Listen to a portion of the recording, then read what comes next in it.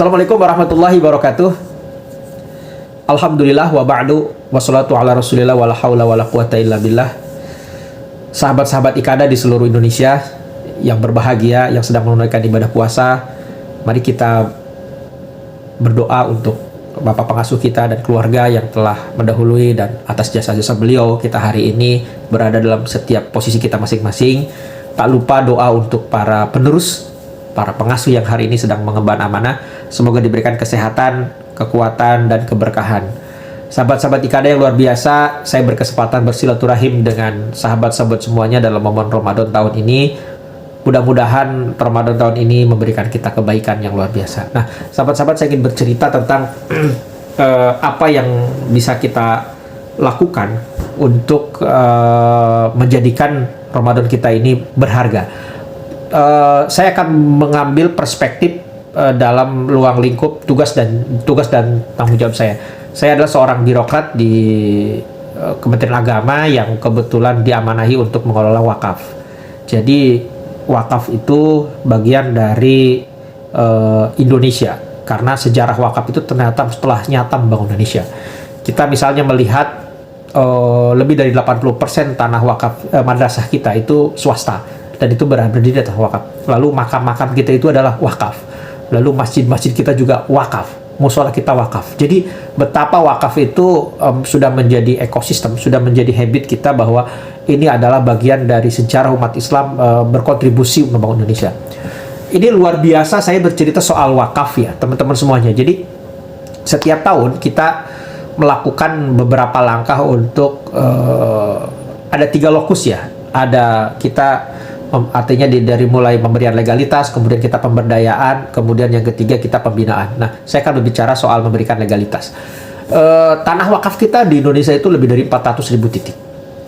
Dan salah satu tugas negara adalah bagaimana memberikan legalitas. Nah, saya menemukan misalnya bagaimana praktek wakaf ini dalam beberapa tahun memang belum diiringi dengan kesadaran untuk mendaftarkan wakaf ini kepada negara. Dalam hari ini ada 2 level. Pertama di kantor urusan agama untuk mendapatkan akta ikrar wakaf atau akta pengganti ikrar wakaf. Yang kedua di Badan Pertanahan Nasional atau kantor pertanahan di kabupaten kota untuk mendapatkan sertifikat. Nah, dua dokumen ini ya menjadi tugas saya dan teman-teman juga di tim kami, bahwa ini adalah bagian dari negara memberikan pelayanan kepada masyarakat. Nah, teman-teman semuanya, dalam kurun waktu 4 tahun ini kita melakukan akselerasi yang namanya percepatan sertifikasi wakaf.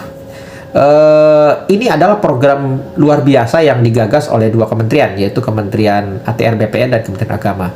Intinya adalah bagaimana wakaf ini sudah nyata membangun Indonesia, dan makanya negara melakukan akselerasi percepatan agar dokumen-dokumen wakaf ini bisa diterbitkan. Nah, diksi akselerasi dan percepatan inilah yang kemudian mendorong seluruh stakeholder kita untuk bahu-membahu melakukan menerbitkan kebijakan-kebijakan, mensinergikan kebijakan agar kemudian program ini berjalan cepat dan kemudian bisa menjangkau seluruh Indonesia. Nah,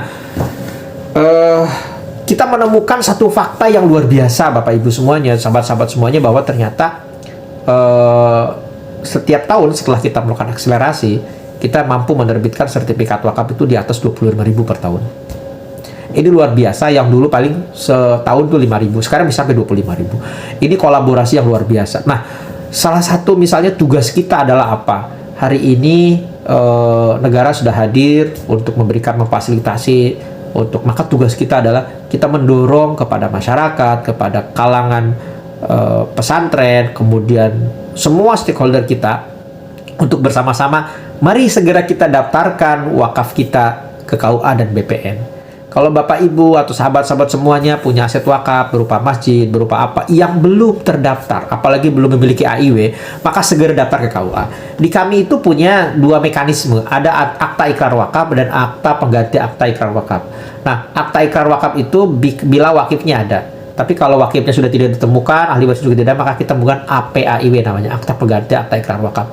Dokumen inilah yang akan menjadi dasar nanti menjadi pengajuan ke BPN, Badan Pertanahan Nasional, untuk diberikan sertifikat. Apa sih manfaat dari AIW maupun sertifikat? Nah, ini yang perlu kita teman-teman semua pahami, bahwa Kalau kita udah bersertifikat, kita aman. Nah, kita melihat misalnya beberapa kali terjadi sengketa pertanahan dan melibatkan wakaf. Kalau sudah bersertifikat, kita aman, kita menang di pengadilan. Jadi ini bagian dari perlindungan negara terhadap aset wakaf. Nah, sahabat-sahabat semuanya, sahabat-sahabat Iqadah semuanya, wakaf itu tahun ini misalnya dan tahun-tahun ke depan itu akan menghadapi tantangan global yang tidak bisa kita anggap remeh. Contohnya begini, bahwa isu wakaf itu ke depan, mulai tahun ini dan ke depan itu tidak lagi berbicara soal bagaimana tanah itu disertifikatkan, tapi bagaimana tanah ini bisa berdaya. Nah, ini tahap langkah kedua kita setelah kita setelah kita memberikan legalitas, kita berikan sertifikat, terdaftar, punya NIB-nya di BPN, di data satelitnya sudah terpetakan, maka langkah selanjutnya adalah bagaimana kita memberdayakan wakaf ini. Banyak sekali skema-skema pemberdayaan wakaf yang bisa kita lakukan ketika wakaf kita sudah bersertifikat. Misalnya kita menemukan ada wakaf untuk rumah sakit, seperti di Serang, di Rumah Sakit Mata Ahmad Wardi. Kita juga punya di Bandung, itu ada beberapa restoran itu dibangun di atas tanah wakaf. Tempat wisata atau masjid itu juga di daerah Lembang itu dibangun atas wisata. Jadi banyak sekali manfaat dari sertifikasi ini, karena tanah wakaf yang sudah bersertifikat itu punya kekuatan hukum, dilindungi oleh negara, dan akan memudahkan kita untuk kita kembangkan. Nah, sahabat-sahabat semuanya, maka melalui forum ini dan mari kita menebar kebaikan, bahwa langkah kecil kita hari ini insya Allah akan menentukan masa depan yang lebih baik. Segera daftarkan, kabari petugas kami, dan insya Allah nanti kita akan bersama-sama menyaksikan. Mungkin manfaatnya 5-10 tahun ke depan baru kita akan melihat. Terima kasih teman-teman Iqadah semuanya, sahabat-sahabat Iqadah dimanapun berada. Semoga senantiasa diberikan kekuatan, kebaikan, dan keberkahan kita semua. Wallahul muwaffiq ila aqwamit thoriq. Wassalamualaikum warahmatullahi wabarakatuh.